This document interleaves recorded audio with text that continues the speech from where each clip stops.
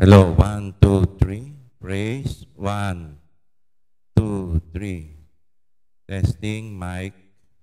Okay na, Brad? Mic. Yes.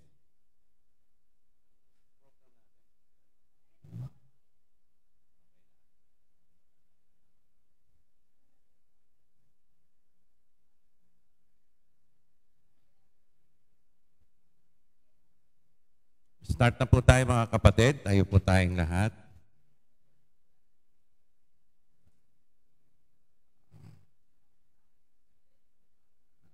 Hingi po tayo ng gabay sa ating buhay na Diyos.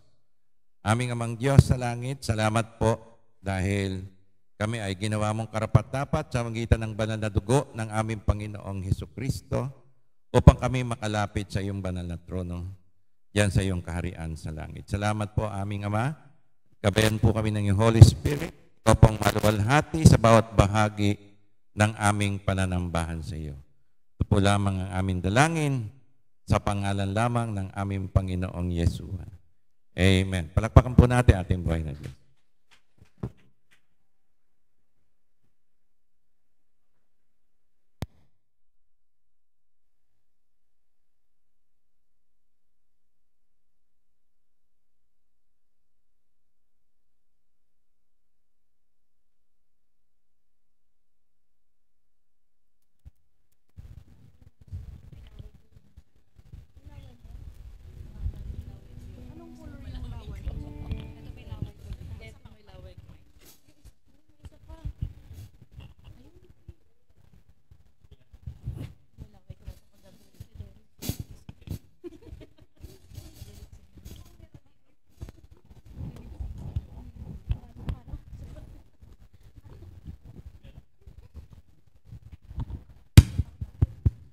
Hello, hello.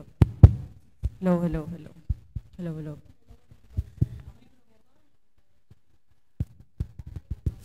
Hello, hello. Hello. Hello, hello, hello. Ayun ako na. Good morning po. Amen. Good morning. Good morning. Tayo po ba'y handa na magpuri sa ating Diyos? Amen po ba? Amen. Tayo po'y pumalakpak sa ating Diyos at tayo po'y sama-sama na magpuri sa Kanya. Hello? Hello? Hello? Hello? Hello? Hello?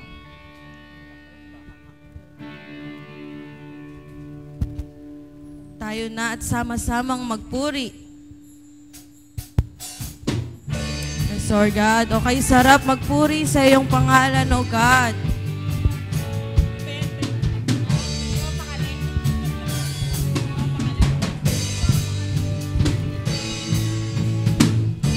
Okay, sarap magpuri, sumamba sa ating Diyos.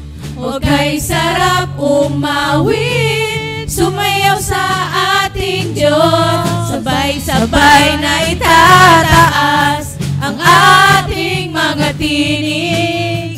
Sabay-sabay na sisigaw ng Hallelujah.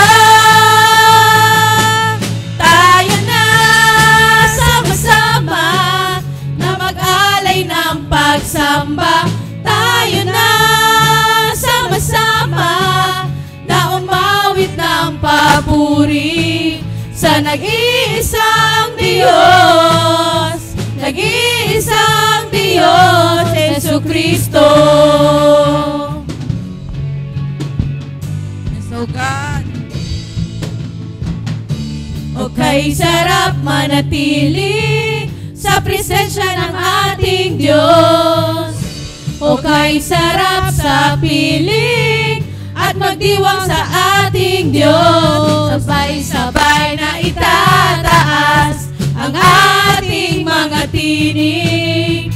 Sabay-sabay na sisigaw ng Hallelujah. Tayo na sama-sama mag-alay ng pagsamba, tayo na sama-sama na umawit ng papuri sa nag-iisang Diyos, nag-iisang Diyos, Jesucristo. Yes, Lord God, tayo pumalakpak at umindak.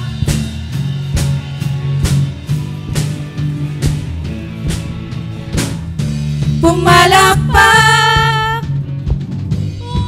umindak, lumundag, at humiyaw. Pumalakpak, umindak,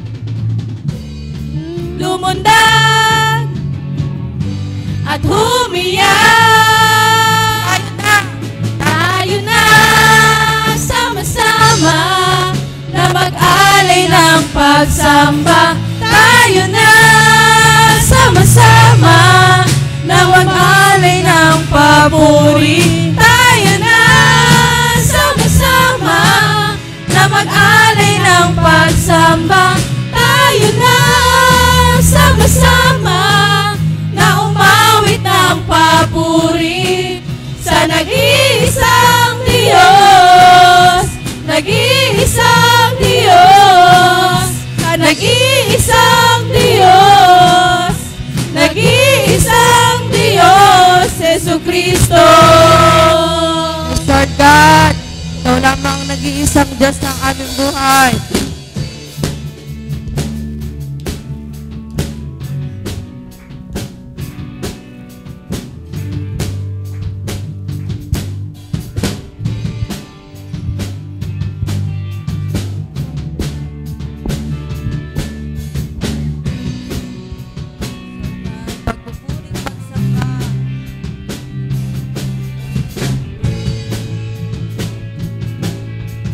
Pagpupuring pagsamba. Pagpupuri, pagsamba, tanging sa'yo lamang. Diyos na makapangyarihan, magpakailanman. Ang pag-ibig mo'y sapat sa kanino man. Pagkat di ka nagbabago, magpakailanman. Ika'y aking sasambahin, ngalan mo'y sasambitin. Pagkat pag-ibig mo ang siyang mahalaga sa'kin. Sa gitna ng kalungkutan, ika'y papupurihan. Pasasalamatan magpakailanman.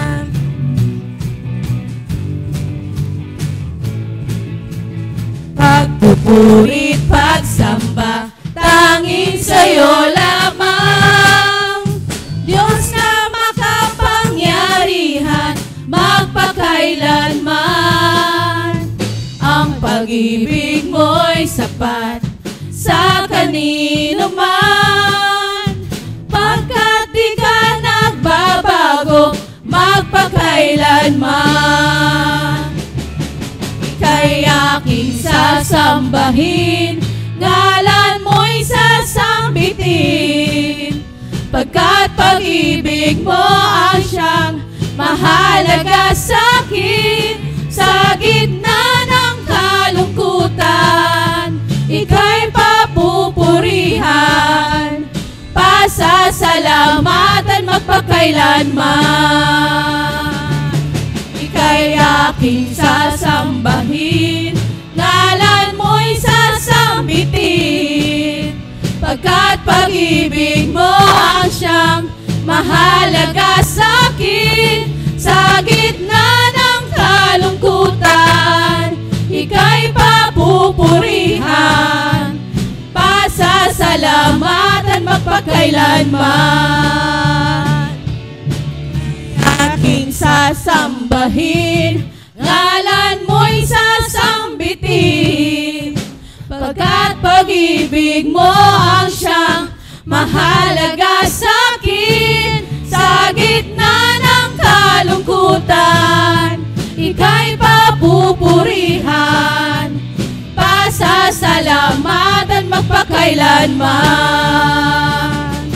Ika'y aking sasambahin, ngalan mo'y sasambitin, pagkat pag-ibig mo ang siyang mahalaga sa'kin. Sa gitna ng kalungkutan, ika'y papupurihan, pasasalamatan magpakailanman.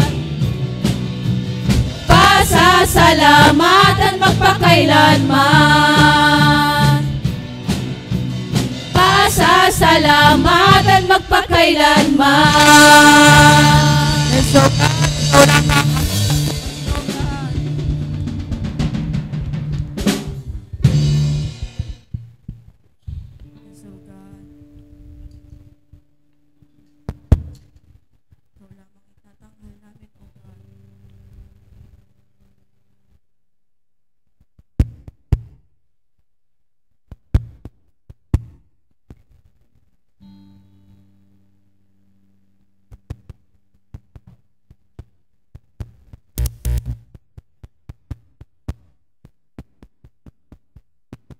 Hello.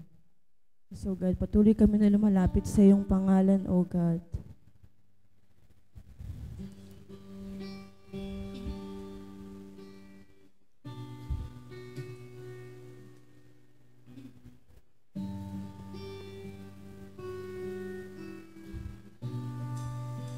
Yes, O God, ang pangako mong tunay sa aming buhay, O God.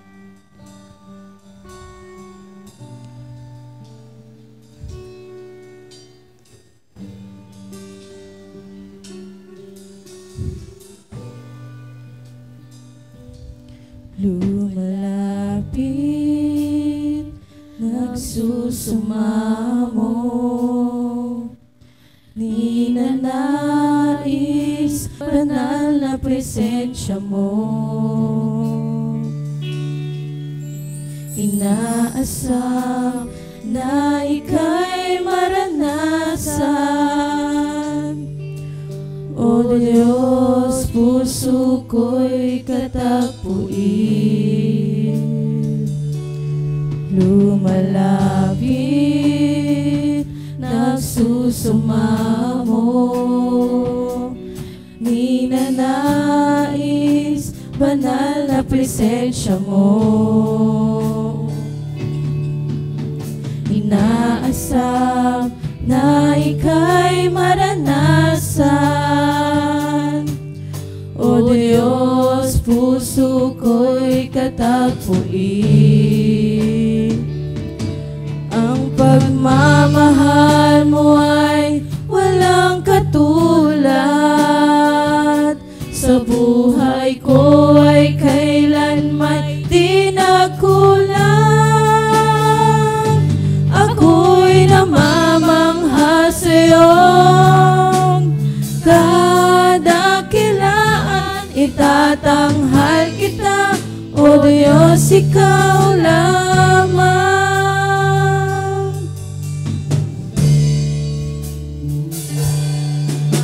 Hanga ang iyong katapatan, ang kabutihan mo ay walang hanggan. Ikaw, Jesus, ang matibay na sandigan. Hindi ako bibiguin kailan pa man. Ang pagmamahal mo ay walang katulad, sa buhay ko ay kailan may di nagkulang.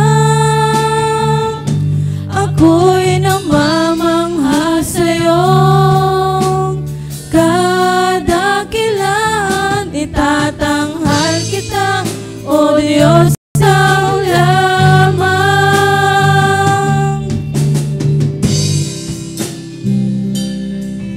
Yes, Lord God, pangako mong tunay sa buhay ko, O God.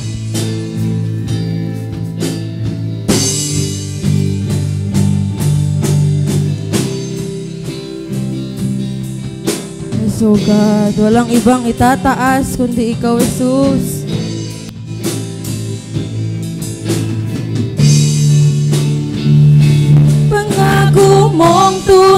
sa buhay ko ang siyang gabay, aking lakas at kanlungan. Simula't katapusan, ikaw ang daan at ang tangi kong kaligtasan. Walang ibang itataas, Jesus, ikaw lamang. Pangako mong tunay sa buhay ko ay siyang gabay, aking lakas at kanlungan. Simula't katapusan, ikaw ang daan at ang tangi kong kaligtasan. Walang ibang itataas, Jesus. Ang pagmamahal mo ay walang katulad. Sa buhay ko ay kailan may di nakulang. Ako'y namamangha sa'yong kadakilaan. Itatanghal kita, O Diyos, ikaw lamang. Ang pagmamahal mo ay walang katulad. Sa buhay ko ay kailan may di nakulang. Ako'y namamangha sa'yong kadakilaan. Itatanghal kita, O Diyos, ikaw lamang. Itatanghal kita, O Diyos, ikaw lamang. Itatanghal kita, O Diyos, ikaw lamang. Yes, O God, ikaw lamang itatanghal namin sa aming buhay, O God.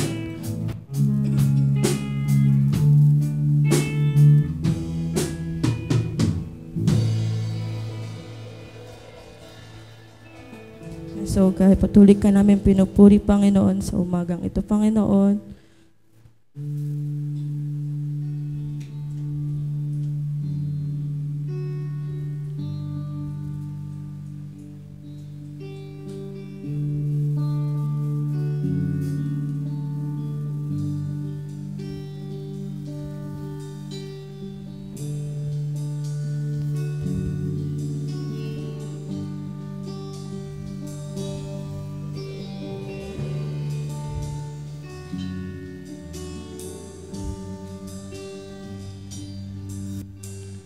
Tinig mo ay aking hanap-hanap. Sa gitna ng bawat takot at paghihirap, sa kabila ng aking pagkukulang,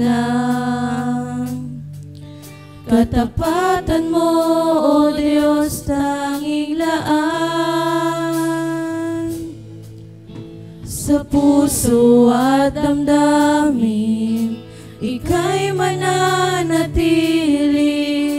Walang hanggan ang alay mong pag-ibig. Natagpuan ang iyong pag-ibig na dakila. Doon sa krus, ako'y iyong pinalaya. Jesus, ako'y aawit ng walang hanggang pagpupuri.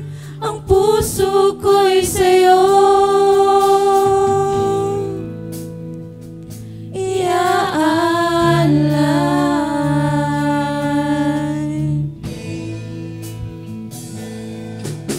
Panginoon, ikaw ang kaagapay. Kabutihan mo sa'kin di nakukulang. Panginoon, ikaw ang kailangan. Magpakailanman sa'yo ako'y mananahan. puso at damdamin, ika'y mananatili. Walang hanggan ang alay mong pag-ibig. Natagpuan ang iyong pag-ibig na dakila. Doon sa krus, ako'y iyong pinalaya. Jesus, ako'y aawit ng walang hanggang pagpupuri. Ang puso ko'y sa'yo.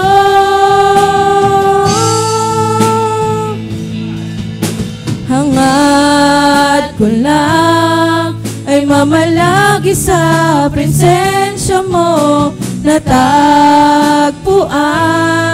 ako'y binago ng pag-ibig mo. Hangad ko lang ay mamalagi sa presensya mo. Luwalhatiin ang pangalan mo. Hangad ko lang ay mamalagi sa presensya mo. Natagpuan, ako'y binago ng pag-ibig mo. Hangad ko lang ay mamalagi sa presensya mo. Luwalhatiin ang pangalan mo. Ako'y natagpuan ang iyong pag-ibig na dakila. Doon sa krus, ako'y iyong pinalaya. Jesus, ako'y aawit ng walang hanggang pagpupuri. Ang puso ko'y sa'yo.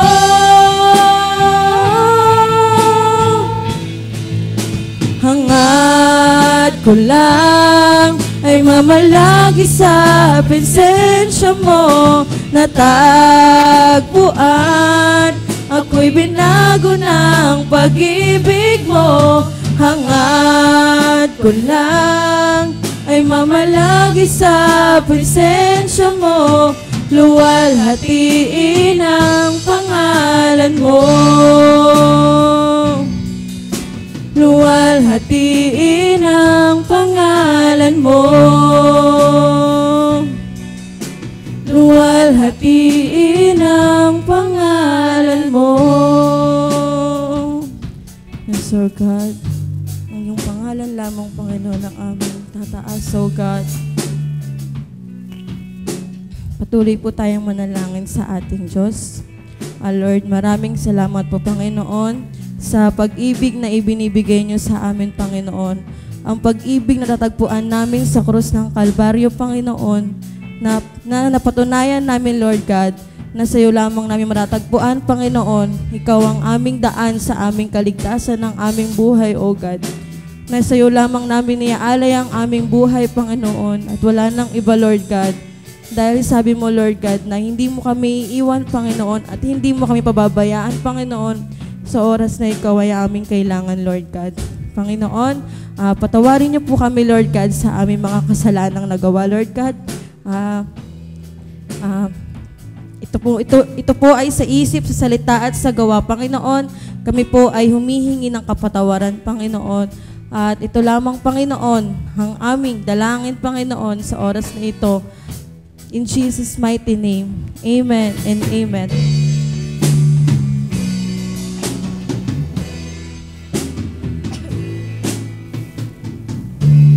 Tayo po'y muling tumayo para purihin para batiin ang bawat isa.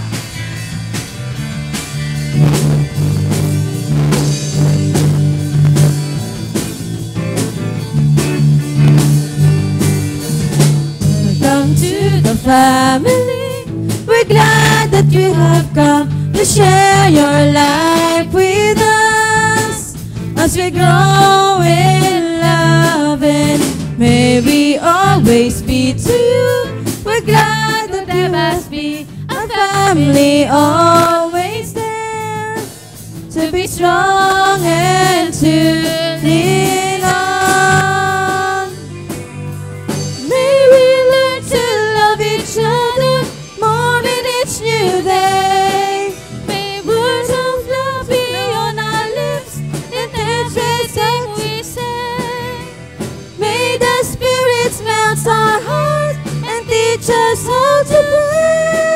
that we might be a true family. Welcome to the family. We're glad that you have come to share your life with us. As we grow in love and may we always be to you. We're glad that you have been a family, always there to be strong and to lean on. To be strong and to lean on. To be strong and to lean on.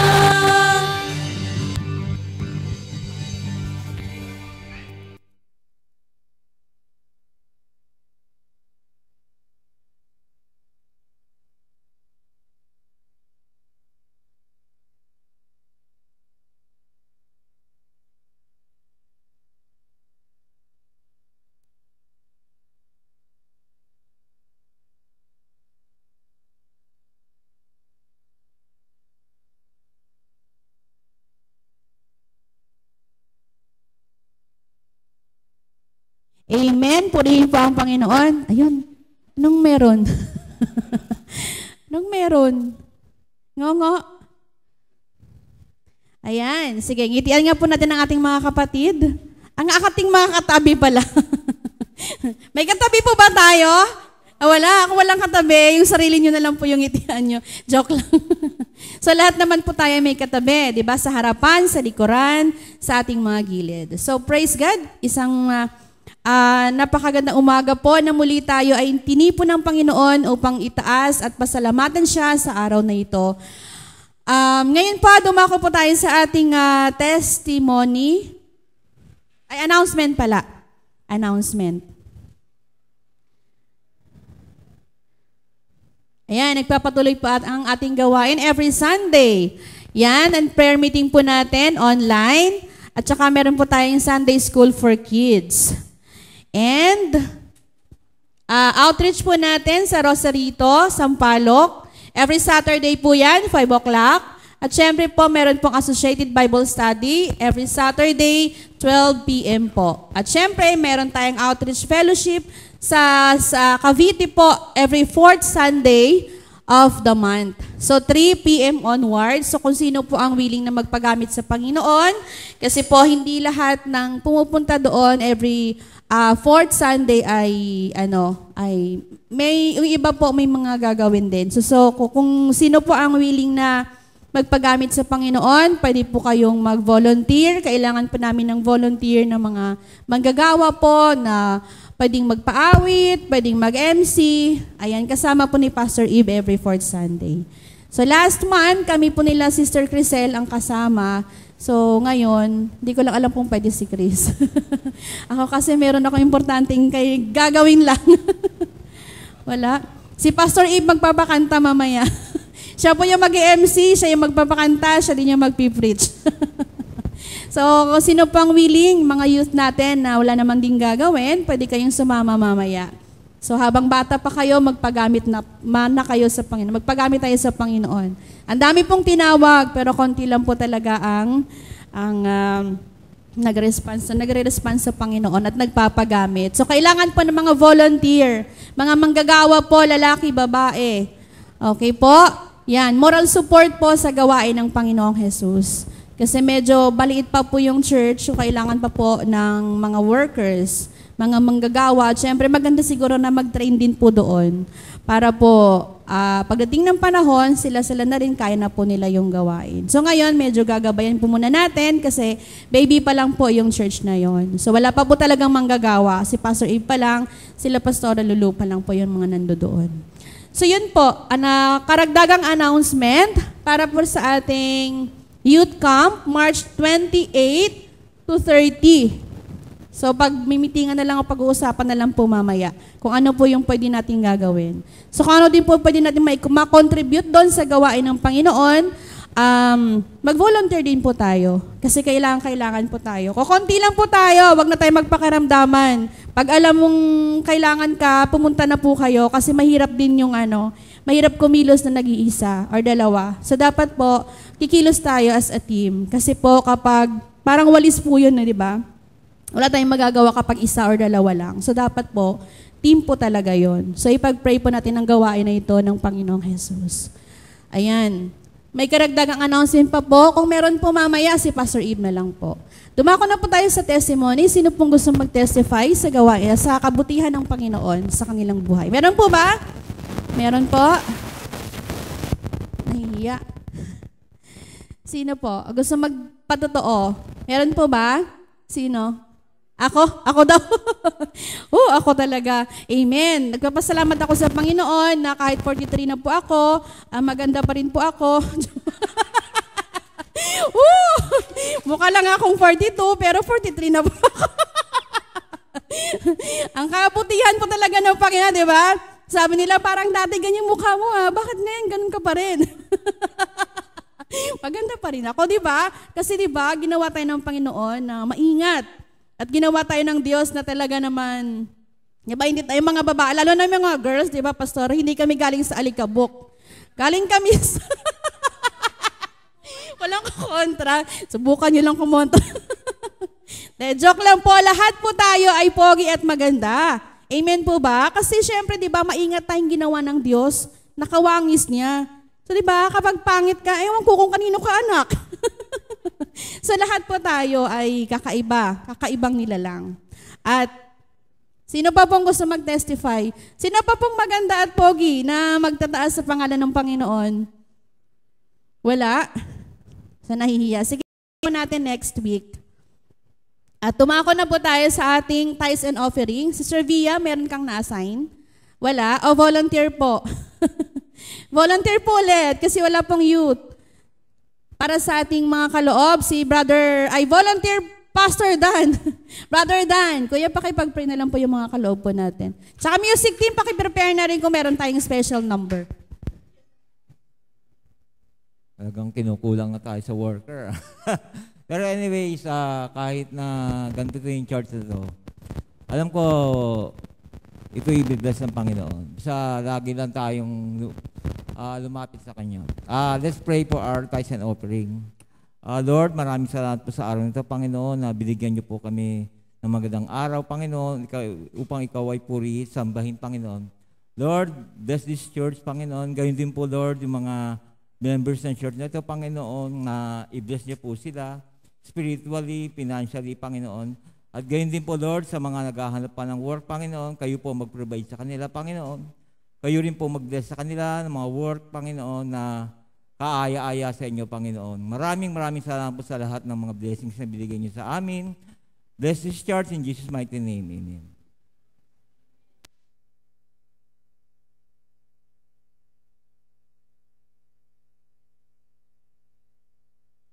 Umawit ang music team, tinatawagan ko po si Kagawad sa kanyang napakagandang testimony.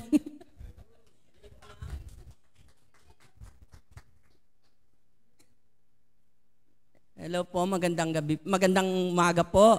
Magkamali tuloy ako. Ito po yung share ko sa inyo, talagang nangyari po sa amin. Nung pumunta po kasi ako ng Cavite, si Brother Aljon, meron siyang kanta doon sa, hindi ko alam ng lugar na yun, pagkalayo-layo. Sabi ko, Aljon, saan lugar ba yan? Sabi niya sa akin ganyan. Malapit lang Kagawad, wag kang mag-alala. Pinatakbo kami, motor kasi ako. Ngayon, sabi ko, nasa San Pedro Laguna na tayo, puro ka malapit. Ano ba yan? Napapagod na akong init pa ng araw, katirikan, no? Ngayon, sabi ko sa kanyang ganyan, hindi ko na kaya magmaneho. Uuwi na lang ako mag-isa. Kaya ko pang umuwi papunta doon sa bahay mo. Nandun na may mga anak mo, hindi niya sinama. Sabi niya sa akin ganyan, sige, parada mo na lang yung motor mo doon sa ano, umangkas ka na lang sa motor ko. Sabi ko, 3 tayo, baka masita ka. Sabi ko sa kanyang ganyan, unang-una, ilan ang helmet natin? Yung asawa mo, walang helmet. Sabi ko sa kanyang ganyan. Ngayon, sabi niya sa akin, sige, akong bahala. Dasal ako ng dasal, sana wag kaming masita doon sa... Along Kalamban na po kami. Ngayon, sabi ko, Aljon, parang meron yatang checkpoint, baka masita ka, magbabayad ka pa ng di oras. Sabi ko sa kanyang ganyan. Ngayon, bumaba po ako ng motor. Sabi ko, sige, lalakad na lang ako para makalakpas tayo sa checkpoint. Ngayon, nakatapos na po kami na nagpaandar na po siya uli ng motor, sumakay uli ako sa likod. Sabi ko, pagkalayo-layo naman itong ano mo na to, guesting mo na to, sana hindi na ako sumama. Sabi ko sa kanyang ganyan. Ngayon, kung nakarating na po kami ng, yung palang lugar na pupuntahan namin, pagkalayo-layo, sabi ko, dumilim na yung lugar na pupuntahan natin, hindi pa tayo nakakarating. Yung pala dun sa lugar na tinasabi yung ano, yung ano ba itong lugar na to, ng Makiling. Yung Makiling pala, pagkalayo-layo, Diyos ko, grabe, ang tinahak namin, sabi ko, pag uwi natin ito, wala tayong mga posting ano dito, madilim na siguro, sabi ko sa kanyang ganyan. Di nakarating po kami sa maayos na paraan, nakarating po kami. Kasi may guesting po siya doon, babayaran siya. Sabi ko sa kanyang ganyan, ano ba itong tinatahak mong guesting na to, pagkalayo-layo? Konting pera lang naman ang ibibigay sa'yo dito, parang hindi ako kinakabahan ako sa lugar na to.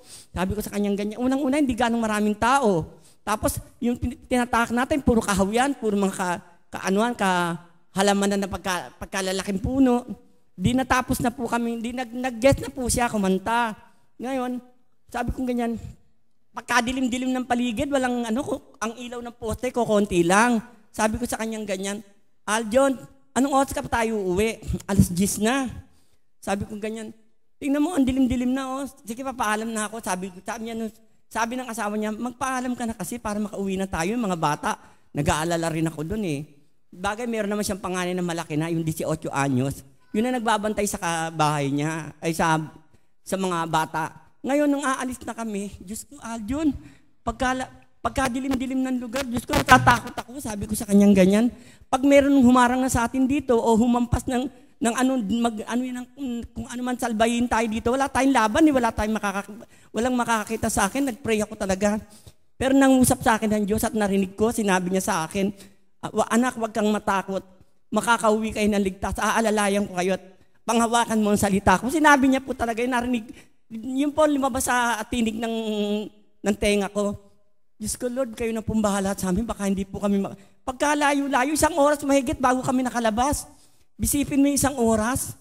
Ngayon, nung makalabas na po kami, salamat Panginoon, niligtas mo pa rin, binigyan mo kami ng kaligtasan. Sabi ko sa kanyang ganyan, ikaw pong nangusap sa amin, Panginoon. Sabi nga ni Aljon, makakalabas tayo, Mami. Ang Diyos ang hahawak sa atin. Ang siyang magpapala sa atin para makarating tayo ng... Sabi ko, magkano ba binayad sa'yo? Yan, John, 3,000 lang daw. Diyos ko, hindi mo iniisip ang buhay natin ng parang nakataya dito.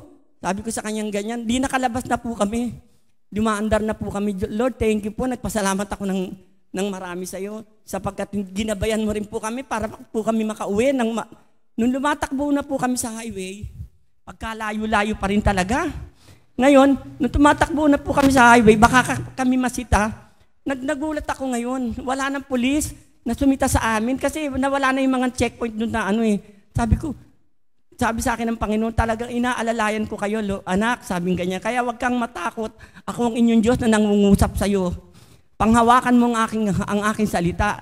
Parang nangusap siya sa akin ngayon, nung makauwi kami sabi ko, Aljon, dadaanan pa natin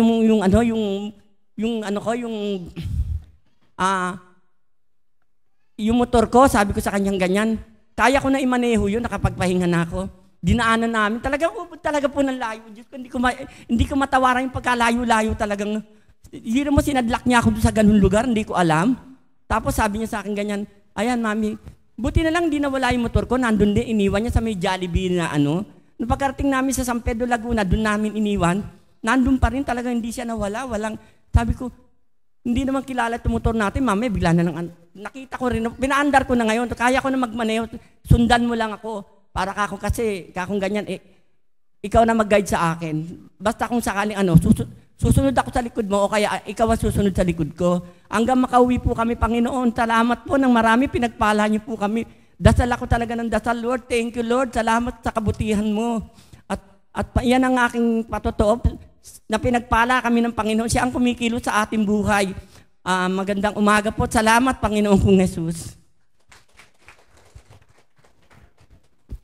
Amen. Maraming salamat. Talagang iningatan sila ng ating Panginoong Jesus. Purihin ang Panginoon. So habang po kayo nagbibigay ng mga ikapo, ang music team po ay magbibigay ng isang awitin po para sa ating Panginoong Jesus.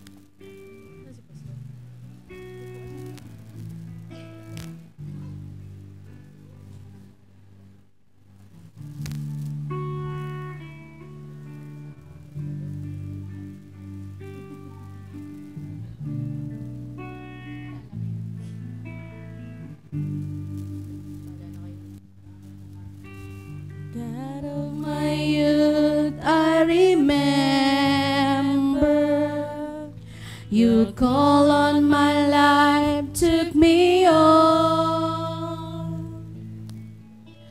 Your love has seen me through all my days. I stand here by your grace. On this altar, I breathe in my life. Tells of a story I have with you, my Lord. I want the world to know God of my forever, and forever I'm with you. My life is saved with a price. Your sacrifice redeemed my soul. God of my forever, and forever I will be. My greatest honor will always be to serve my Lord and King.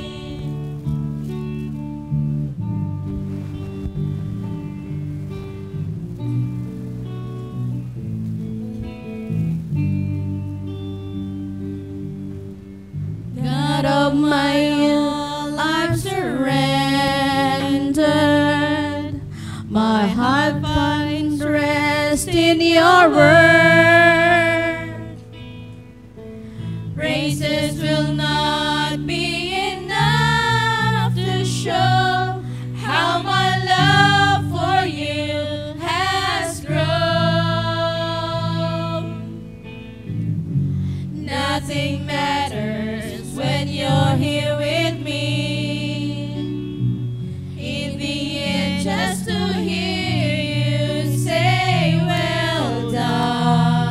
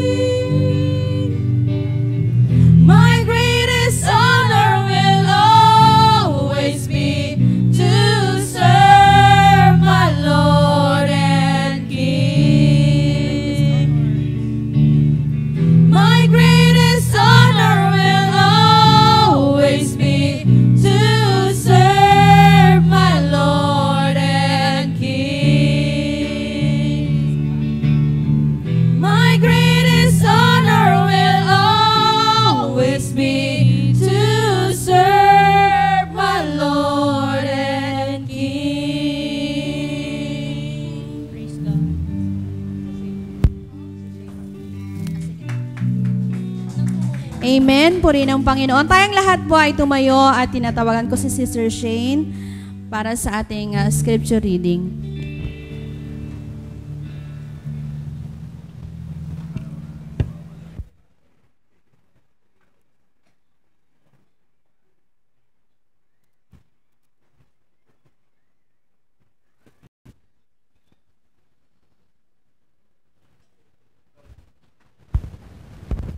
Verse 1, Corinthians chapter 2, verse 14 to 16.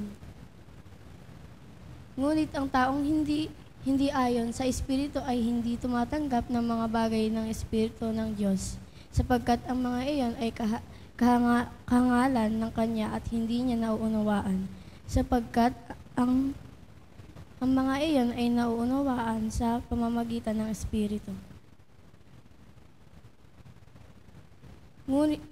Ngunit naunawaan ng taong Espiritu ang lahat ng mga bagay, subalit hindi siya naunawaan ng sinuman. Purihin ang Diyos sa pagkabasa ng kanyang... Sapagkat sino ang nakakaalam ng pag-iisip ng Panginoon upang siya'y turuan niya, subalit nasa amin ang pag-iisip ni Kristo. Purihin ang Diyos sa pagkabasa ng kanyang banal na salita.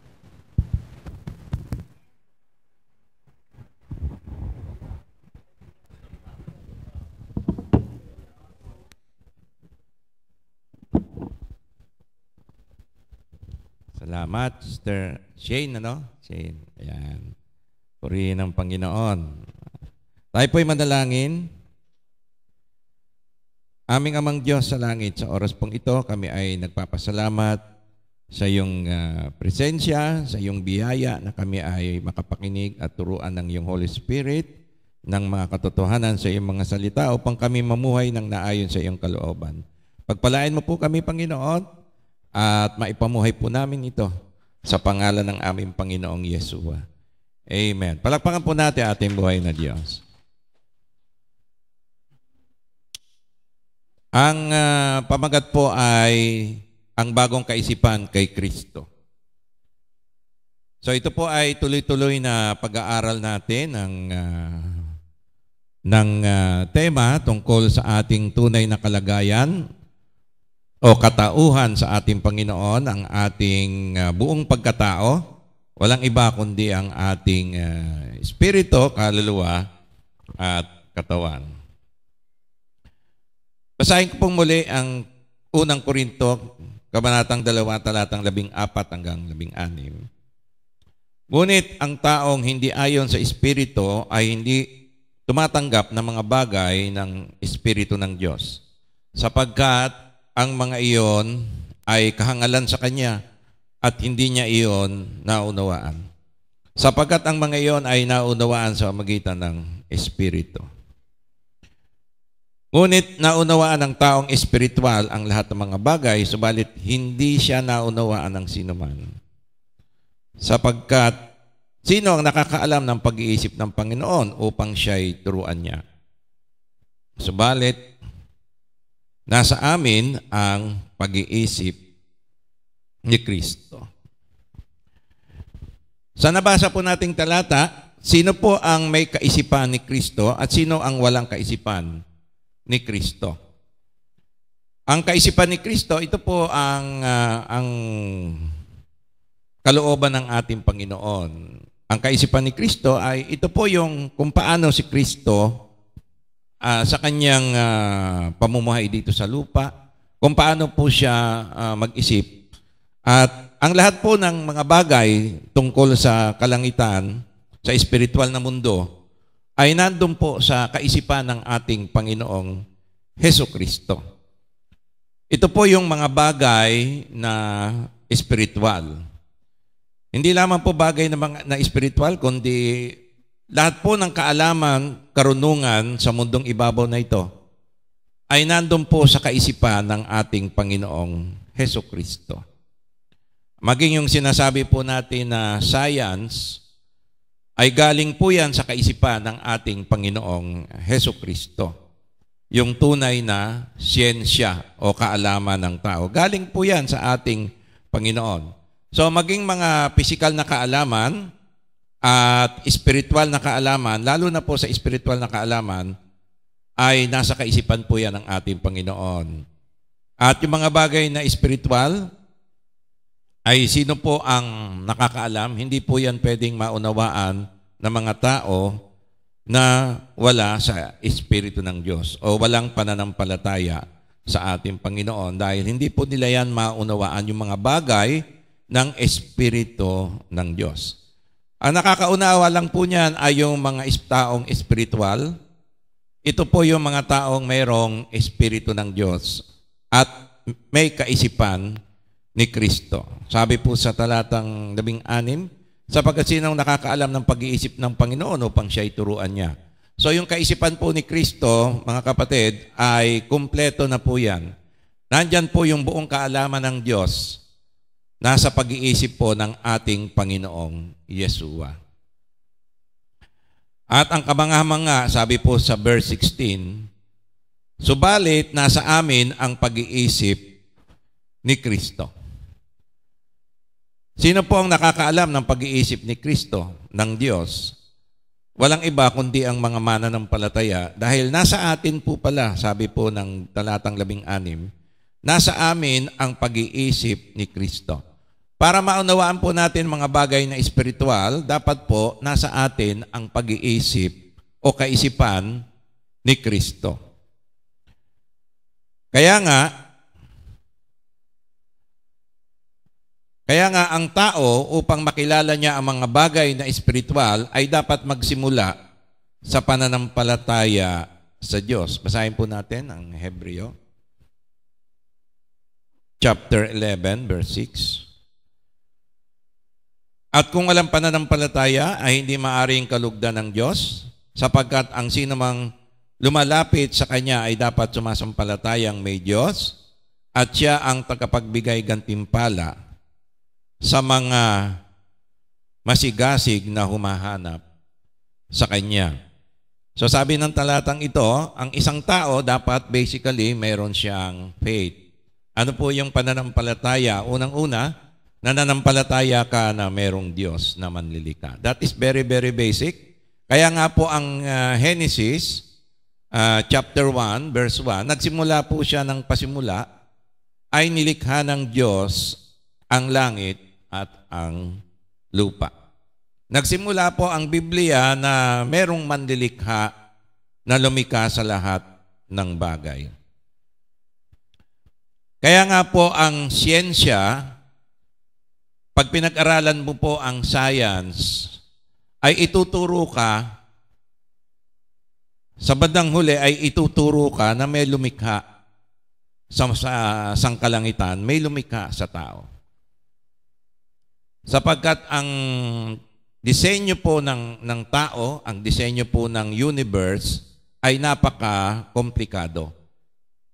Kinakailangan po ito ng eksaktong kalkulasyon ng matematika upang mag-exist ang sanlibutan. At sinasabi nga po na ang layo po ng mundo ay lumapit lang po ng kaunti sa araw. Sabihin po natin, di ko lang po alam yung eksakto, pero magbibigay na lang po ako ng eksaktong sukat. Sabihin natin, 1 kilometro, napakalapit lang po noon, di ba? 1 kilometro. Pag ang mundo po natin lumapit sa araw ng 1 kilometro, magbabago po ang temperatura. Iinit po, hindi po tayo mabubuhay. At pag lumayo naman po ng 1 kilometro, i-google nyo na lang po yung eksaktong distance, nasa Google naman po ito, ay napakaliit lang po mga kapatid. Na pag lumayo po tayo ng konting distansya, lalamig naman po, hindi po tayo mabubuhay. Kaya nga po sa ating solar system, sa ating sistema ng ating kalawakan ng mga planeta, sa ating solar system, ang Earth lang po ang talagang pwedeng mabuhay ang isang nilalang. Sa ibang mga lugar po ay wala na po yan. At ang mga planeta ay meron pong mga layunin. Ito narinig ko lang po, yung Jupiter pala, kapatid. Ang Jupiter pala, hinaharangan niya yung mga ibang heavenly bodies na gumagalaw. Ina-absorb niya. Parang shield pala natin yung Jupiter para hindi po tumama sa Earth. At napakaganda po ng pagkakalikha niya sa kalawakan. At pag pinag-aralan po ito ng siyensya, ituturo po tayo, merong manlilikha. Kaya nga, sabi ng Biblia, napakalaking kahangalan ang isang tao sa isang tao na hindi maniwala na merong Diyos na manlilikha. At marami pong tao ang hindi po naniniwala sa Diyos. Subalit yung pinaka magagaling po nating scientifico, si Albert Einstein, ay naniniwala po na merong Diyos. At ngayon po ay pinaglalaban na po yung tunay na siyensya at yung evolution ay talaga pong theory dahil nung araw pa po yan na-develop. At yung siyensya po natin nagsasabi, hindi po maaring milyong-milyong edad na ang mundo natin. Sapagkat kinalkula po yan, yung ating po palang buwan, alam mo yung buwan natin, di ba? Ay nagkokos po yan ng high tide, low tide, di ba? Kaya nga dyan tayo sumikat, no? Ilan ang isla ng Pilipinas? Depende po yan. High tide o low tide. Ay pag high tide po pala, nahihigop ng gravity, ng magnetism ng buwan, yung Earth, tinuturo ko pa kasi yan sa eskwela, ay umaangat po ang tubig. Nag-high tide. At nakaka-apekto po yan at nagkakaroon po ng low tide yung kabila, pagka naman po yan ay nasa kabilang side. So, yun po yung high tide at low tide. At meron pong isla na nakokoberan ay talagang lumulubog po pagka nagkaroon ng high tide. So, ang buwan po natin, hindi po pwede ang Earth ay milyong-milyong years. Alam niyo po kung bakit? Kasi kada taon pala, ang buwan ay lumalayo, kada taon lumalayo siya ng konting-konting distansya lang naman. Lumalayo siya. Ngayon, pag binackward mo yung kapatid ng milyong-milyong years, hindi maaari, sabi ng mga scientifico. Bakit? Kasi magbabanggaan yung buwan tsaka yung Earth. Pag inabot binackward mo yan, ay magbabanggaan yan. At magugunaw ang mundo. Ngayon, pag binilang mo lang 6,000 years, eksakto lang. Yung lapit niya sa atin. At magandang epekto sa mundo ng panahon ng unang mga tao, si Adan. At kamangha-mangha po ang tunay na siyensya. At napatunayan na po yung evolution ay imposible pong mangyari dahil katang isip lamang po pala yan. Pero nakakatakot po dahil tinuturo po yan sa mga eskwela. At tayo po may eskwela, mga bata, ay hindi ko lang alam po kung tinuturo yan dahil dapat hindi po natin ituturo yung ganong curriculum sa bata dahil tayo po ay isang Kristiyanong eskwela at hindi po tayo naniniwala doon dahil hindi naman po talaga totoo. At sa mga excursion, field trip, nakakalungkot dahil yung Dinosaur Island sa Subic ba yun? Hindi Subic, sa Clark. Nag-field trip ang eskwela doon. Sumama ako at sinama ko yung dalawang. Ang bungad-bungad sa amin ay yung dinosaur ay millions of years old na. Yan. Pero alam nyo ba, yan ay walang katotohanan. Katang-isip lamang. Dahil yung may dinosaur talaga. Meron talaga palang T-Rex, Brad Merong fossils ng T-Rex, may dinosaur. At gusto kong i-share to sa mga bata pag may pagkakataon, pag-aaralan ko, ay yung view ng dinosaur sa Kristiyano. At yung dinosaur ay land-based po pala yan. Yan yung mga lumalaki, kagaya ng, T-Rex, na yung mga dinosaur, ang paa nila, hindi kagaya ng lizard. Ang lizard yung paa palabas di ba? Ang dinosaur pala, ang paa pala niyang, Brad, nalaman ko, parang sa tao, pababa. Hindi kamukha ng alligator, di ba? Pahalapad. Palabas Nagda-down yung aking. Ayan. Ang dinosaur pala, ang paa niya, parang sa tao, pababa. Ayan. At yung fossils pala, may na-discover na fossil ng T-Rex. Alam mo, Brad, meron pang blood cell. Tinignan yung loob ng nilinis. Meron yung mga muscle pa. Alam niyo, buti na lang ang nakadiscover yung evolutionist. Kasi sila yung naghahanap ng fossil. Sabi nila, imposible ito. Kasi kung million of years, hindi pwedeng merong blood cell pa na nandun. Dahil ang dinosaur ay nilikha yan sa araw na nilikha si Adan. Sa ika-6 na araw yan At yung mga dinosaur, malalaking hayop yan.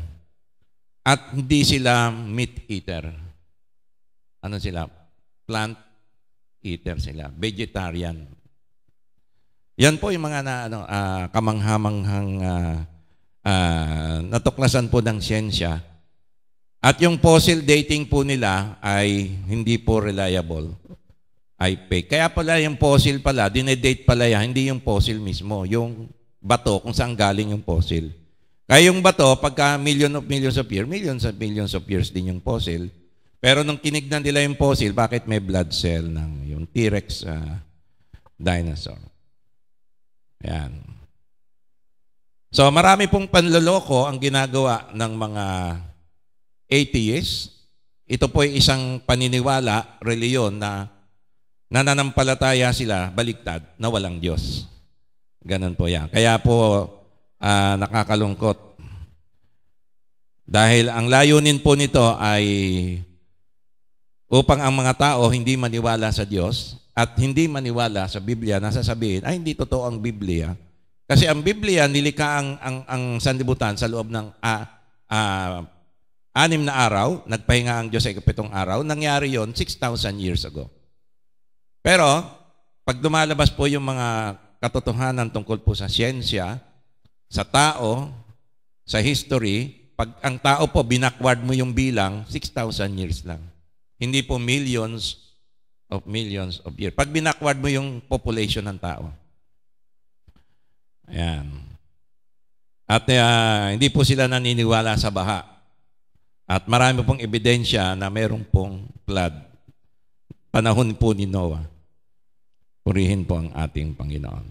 So ang layunin po ng ating pag-aaral ay upang maunawaan natin na nasa Diyos ang pagbabago ng Espiritu, ngunit nasa tao ang pagbabago ng kaluluwa at katawan sa magitan ng pagbabago ng isipan ayon sa kaisipan ni Kristo.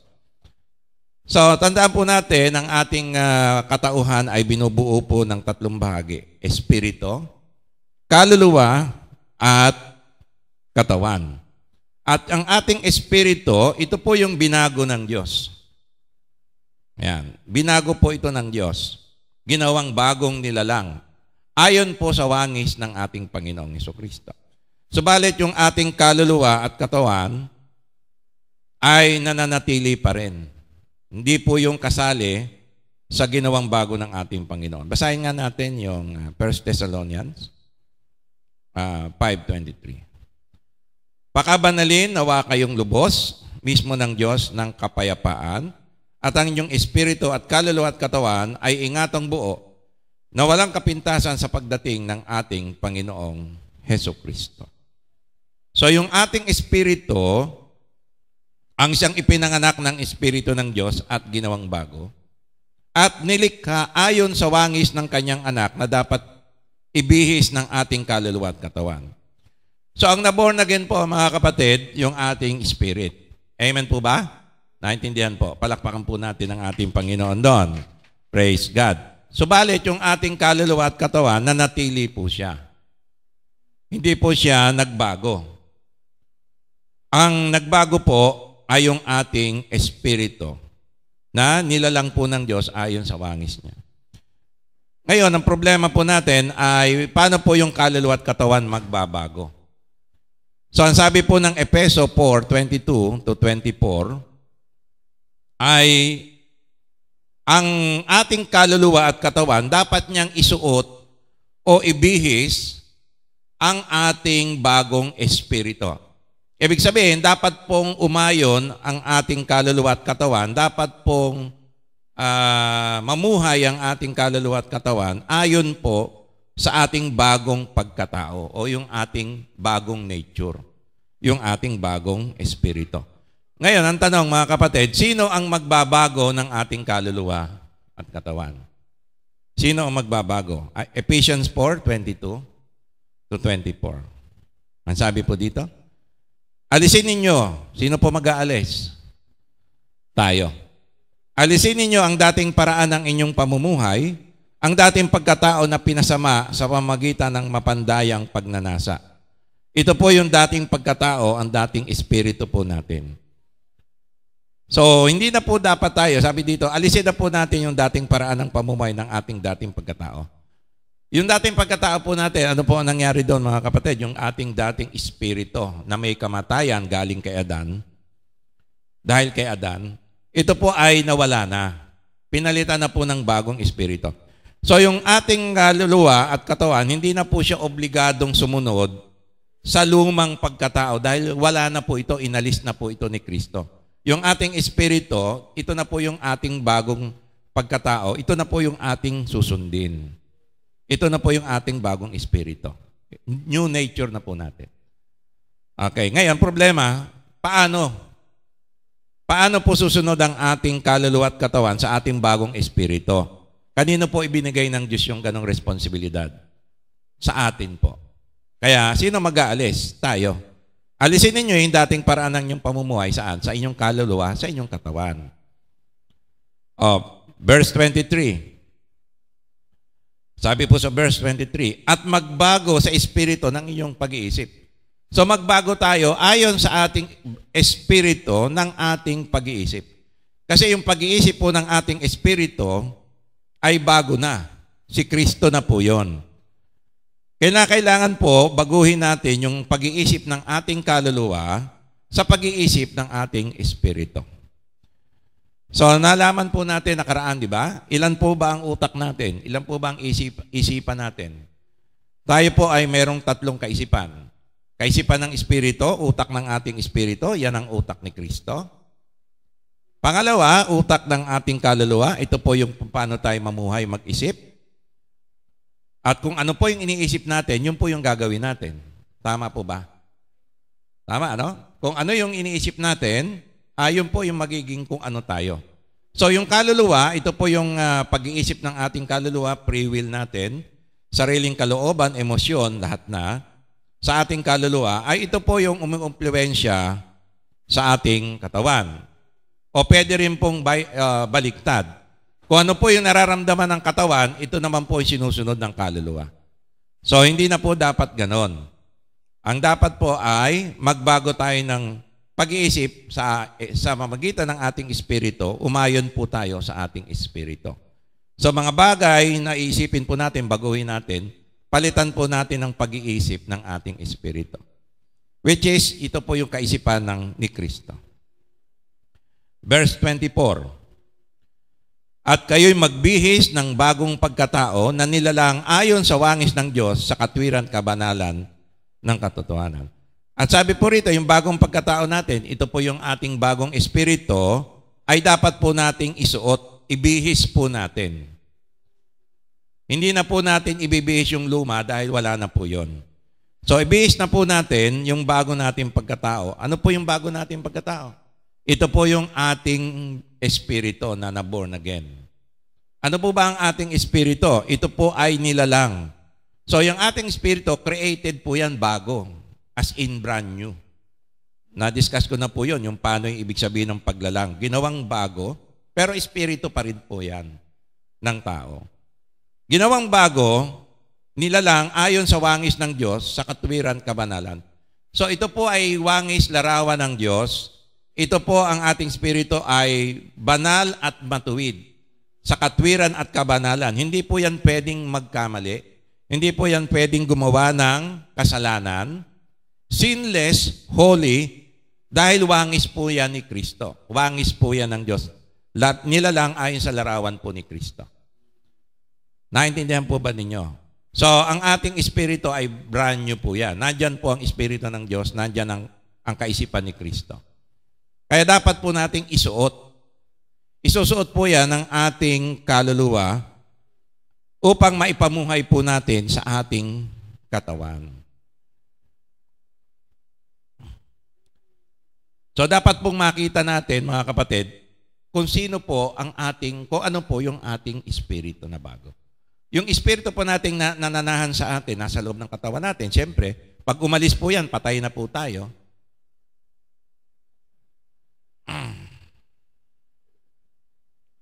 Ay larawan po yan ng Diyos. Larawan po yan ni Kristo. 2 Corinthians 4:4. Sa kanilang kalagayan, binulag ng Diyos ng sanlibutan, ito ang pag-iisip ng mga hindi sumasampalataya, upang wag nilang makita ang liwanag ng ebanghelyo ng kaluwalhatian ni Kristo na nasyang larawan ng Diyos. Sabi po ng salita ng Diyos, ang Diyos ng sanlibutan ito, sino po ba? Ang dyablo, binulag daw po niya ang mga mata, hindi po Ang binulag niya yung pag-iisip ng mga unbelievers. Kaya hindi po nila makita na si Kristo ay Diyos. Siya ang larawan ng Diyos, siya ang anak ng Diyos. Hindi po nila makita ito, lalo na po yung mga atheists, mga agnostic, at yung mga reliyon na ang paniwala nila kay Kristo ay tao lamang. Bakit po ganon? Hindi nila makita. Dahil binulag po ng sanlibutan. Alin po ang binulag? Yung kanilang pag-iisip. Anong pag-iisip po yung binulag nila? Yung pag-iisip po yan ng kaluluwa. Dahil ang kaisipan po ng kanilang espiritu ay patay. Nasa ilalim po ng kapangyarihan ng dyablo. Para lang po sila makawala, ay kailangan pong makinig sila ng ebanghelyo ni Kristo at pagsisihan nila yung kanilang mga kasalanan at sa pakikinig nila ng ebanghelyo ay maghanap sila ng tagapagligtas. At doon po sila magkakaroon ng pananampalataya kay Kristo. So kailangan po makita nila, marinig nila sa ebanghelyo ang liwanag po ng ebanghelyo, ang kaluwalhatian ni Kristo. So bakit hindi po sila makawala doon? Sapagkat ginusto na po nila. Doon papasok, kapatid, yung free will. So kahit bulag ka, pero gusto mong maunawaan yung katotohanan, ipapakita sa iyo ng Diyos, makakawala po yan. Kaya pagka nakapakinig po ang isang tao ng ebanghelyo ni Kristo, makakawala po siya sa pagbubulag. Kasi meron siyang gusto sa kanyang kalooban na makilala niya ang tunay na Diyos. Gusto niyang magbago, pero hindi nga lang niya magawa. So dapat magkaroon po siya ng desire na makilala ang tunay na Diyos at magsisi sa kanyang mga kasalanan. Romans 8:29, sapagkat ang mga nakilala niya ng una pa ay tinalaga naman niya na maging katulad sa larawan ng kanyang anak upang siya ang maging panganay sa maraming magkakapatid. So nilikha po tayo, ito po yung kalooban ng ating Panginoon, maging katulad sa larawan ng kanyang anak. Kaya yung ating espiritu ay katulad po yan ng larawan ng kanyang anak. Nilikha po ayon sa larawan ng kanyang anak. At yun po ang ating espiritu. John 3:6. Ang ipinanganak ng laman ay laman at ang ipinanganak ng espiritu ay espiritu. So ano po yung na-born again sa atin, mga kapatid? Ito po yung ating espiritu. Na-born again na po tayo. Tayo po ay mga anak ng Diyos. Ang ating espiritu po ay ginawang kalarawan ni Kristo. 2 Corinthians 5:17, kaya't kung ang sino man ay na kay Kristo, kung tayo ay na kay Kristo na, bago na po tayong nilalang, ang mga lumang bagay ay lumipas na. Tingnan nyo, ang lahat ay naging bago. Kaya yung ating espiritu, ito po yung na-born again, ito po ay nilalang ng Diyos, brand new, ayon sa larawan ni Kristo na anak ng Diyos. Nasa atin na po yon. Kaya ang sinasabi po ng Biblia, ibihis po natin yung bago nating pagkatao. Paano? Next anak. Paano tayo magbibihis ng bagong pagkatao, ang ating bagong espiritu, na nilalang ayon sa wangis ng Diyos? Ephesians 4:24. Paano natin isusuot sa ating kaluluwa at katawan? Tayo po ang gagawa nun. Nasa Diyos po ang pagbabago ng ating espiritu. Subalit, nasa atin po ang pagbabago ng ating kaluluwa at katawan. Kailangan isuot po natin yung bagong pagkatao po natin. Paano? Ephesians 4:24. At kayo'y magbihis ng bagong pagkatao na nilalang ayon sa wangis ng Diyos sa katwiran at kabanalan ng katotohanan. Kaya ang bagong pagkatao po natin, yun yung ating bagong espiritu. Ngayon, paano mo isusuot? O, in other words, paano ka gagalaw, mamumuhay ayon doon sa ating bagong pagkatao, sa ating bagong espiritu? Paano? Sa pamamagitan ng, tandaan po ninyo, mga kapatid, ito po ang sikreto. Ang diablo, ang control po ng diablo sa tao, nasa isip. Pag ang diablo, na-impluwensyahan niya na ang tao, unbeliever, miski Kristiyano, na-impluwensyahan sa pag-iisip, nakokontrol na po niya ang tao. Kaya ang labanan po niyan ay nasa pag-iisip po ng ng ating kaluluwa.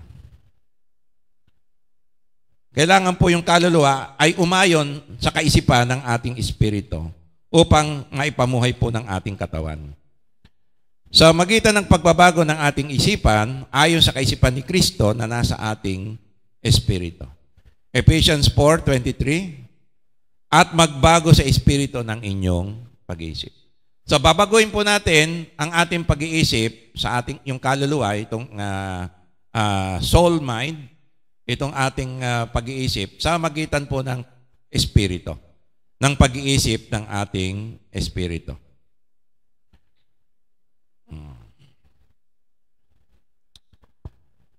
Okay. Bigyan ko po kayo ng isang halimbawa. Ayan.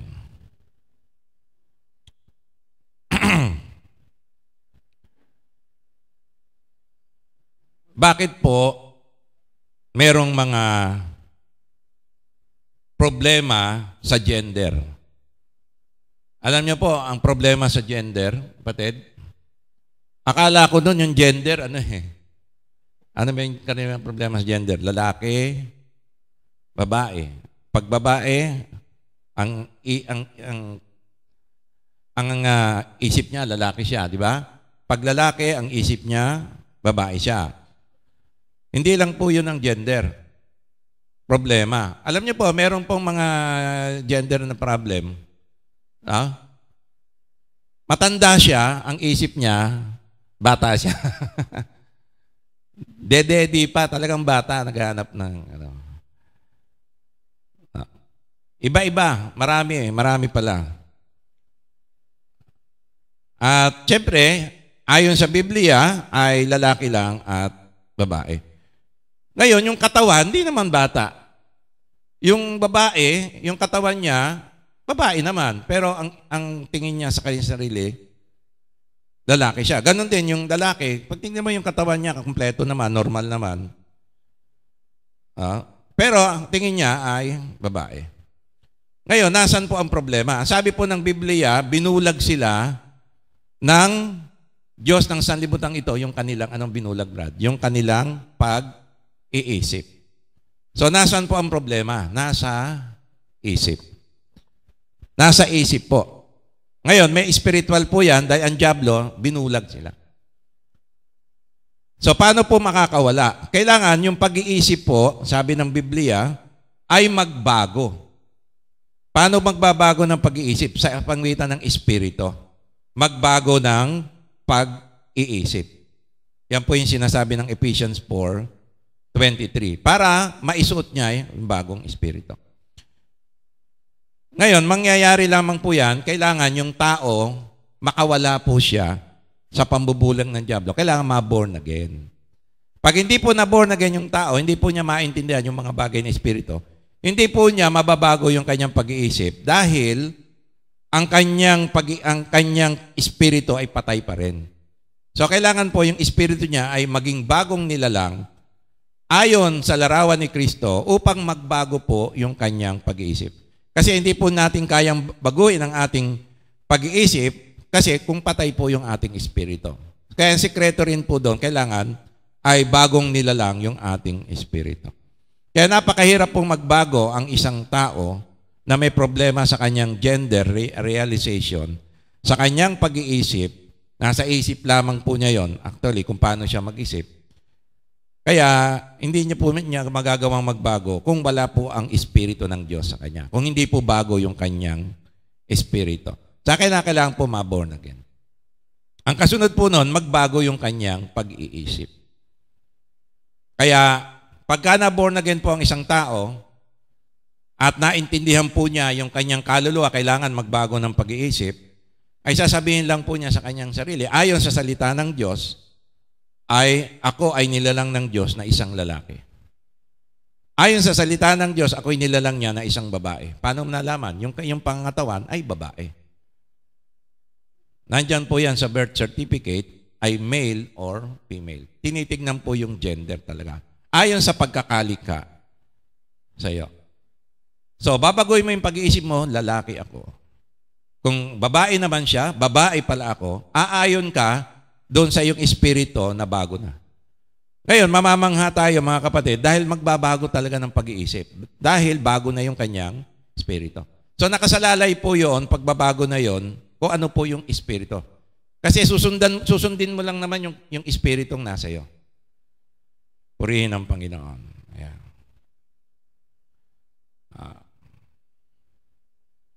Anak, ano mga yung tubig, nainitan na naman ako na, main talaga, no?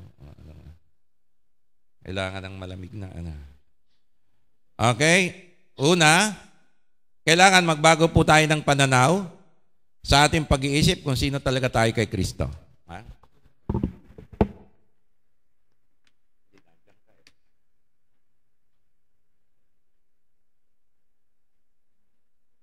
Wala si David, tubig na malamig.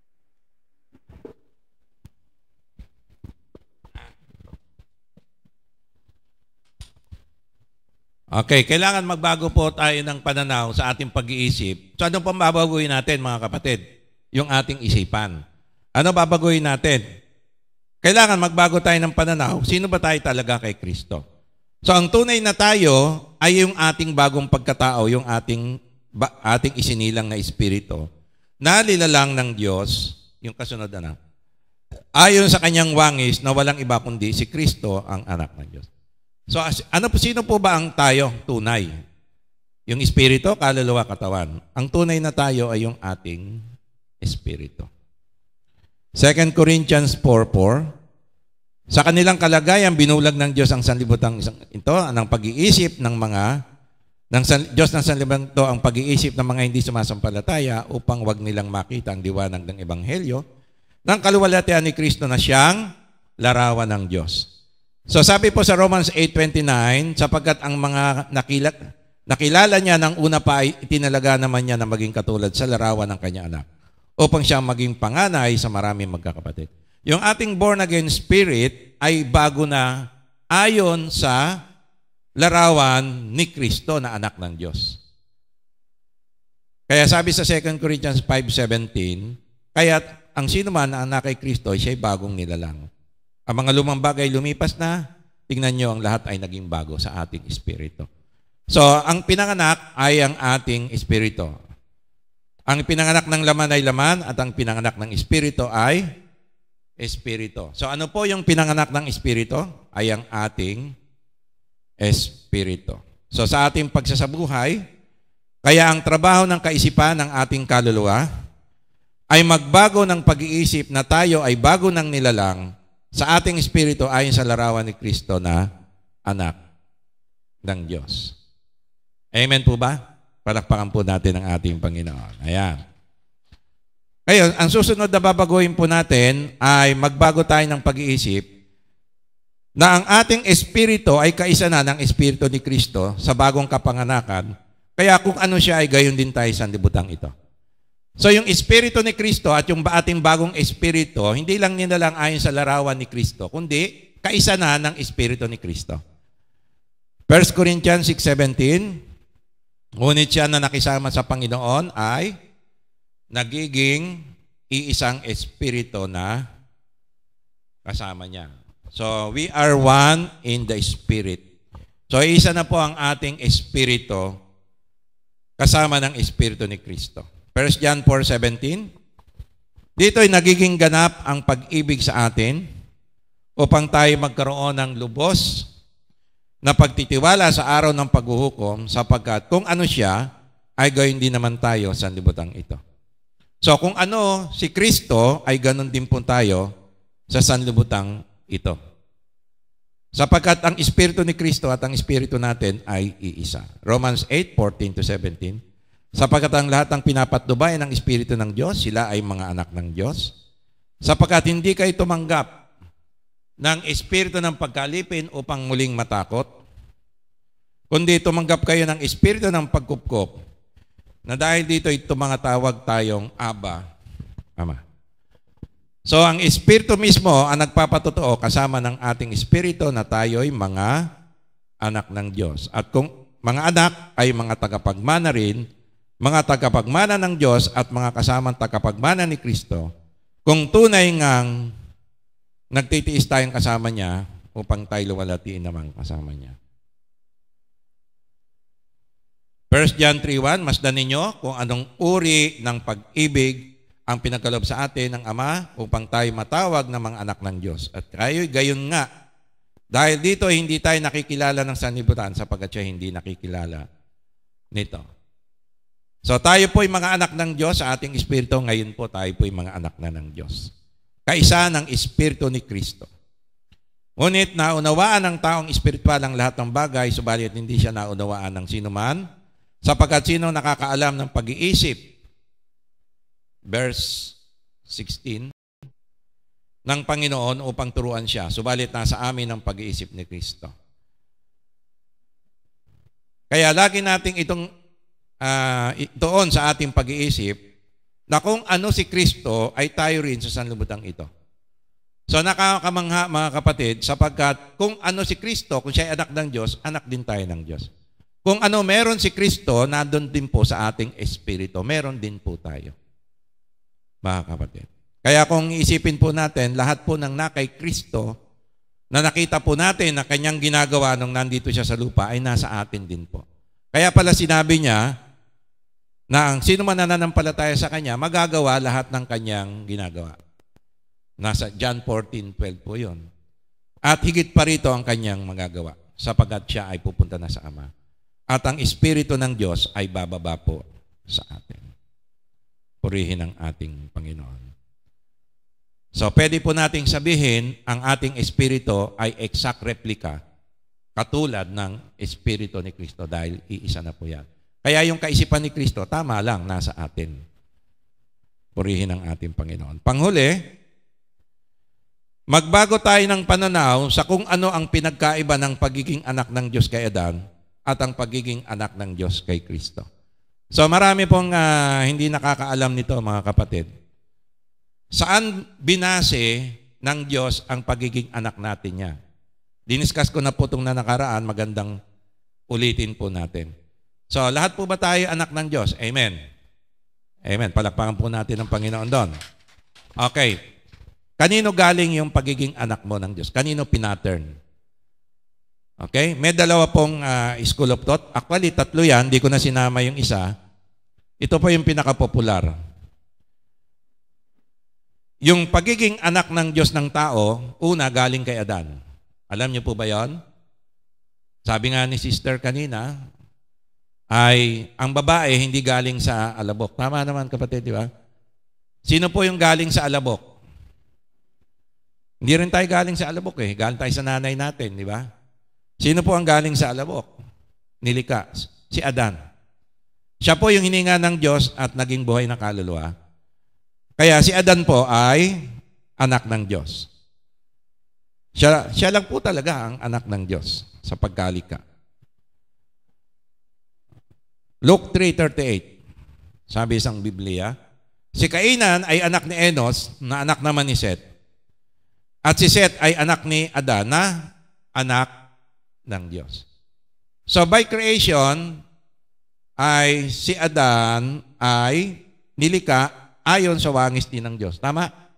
So pwede nating sabihin, meron na siyang wangis ni Kristo. Yung wangis ng Diyos, yun din yun eh. Meron na si Adan. Bakit nawala pa? Sapagkat si Adan ay nilikha ng Diyos ayon sa wangis ng kanya, kaya naging anak din siya ng Diyos.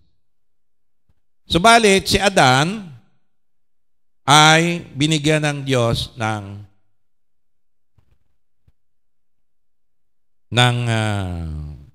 patakaran, di ba? Binigyan siya ng kautusan. Itong kautusan na to bilang pagkilala sa Diyos na lumikha sa Kanya. So, sasabihin ko lang, bakit